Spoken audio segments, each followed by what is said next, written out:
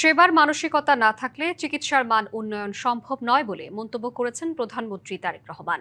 শনিবার ড্যাবের ৩৭তম প্রতিষ্ঠাবার্ষিকীতে ড্যাবের সমাবেশের উদ্বোধনী অনুষ্ঠানে এসব কথা বলেন প্রধানমন্ত্রী। এ সময় রাজনৈতিক সম্পৃক্ততা যেন পেশাদারিত্বে ব্যাঘাত না ঘটায় সে বিষয়েও লক্ষ্য রাখার আহ্বান জানান তিনি। বলেন, বাংলাদেশকে একটি চিকিৎসা বান্ধব দেশে গড়তে কাজ করছে বর্তমান সরকার।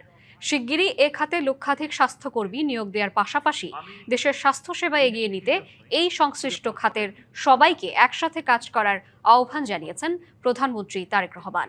এছাড়া জ্বালানি খাত নিয়ে নানা পরিকল্পনার কথা জানিয়ে এবং সংকট নিরসনের নানা পরিকল্পনার কথা জানান তিনি। আপনাদের সামনে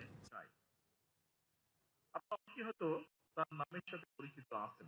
বিগত দিনগুলোতে কোন নির্দিষ্ট মহলকে পাইয়ে দেওয়ার জন্য যে সকল নীতি গ্রহণ করা হয়েছিল তা আসলে সমগ্র দেশের মানুষ এবং বর্তমান সরকারকে বহন করতে হচ্ছে। সরকার শিক্ষা, স্বাস্থ্য, জ্বালানি সহ প্রতিটি সেক্টরকে স্বয়ংসম্পূর্ণ এবং স্বনির্ভর করতে বাস্তবমুখী পরিকল্পনা গ্রহণ এবং তা বাস্তবায়নের কাজ এরই ভিতরে শুরু করেছে।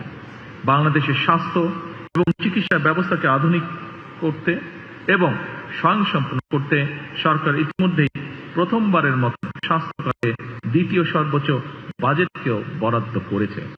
নগদ নিয়ে এলো হার না মানা হার অফার। সর্বনিম্ন ১০,০০০ টাকা রেমিটেন্স নগদে পাঠালে থাকছে স্বর্ণের হার জেতার সুযোগ।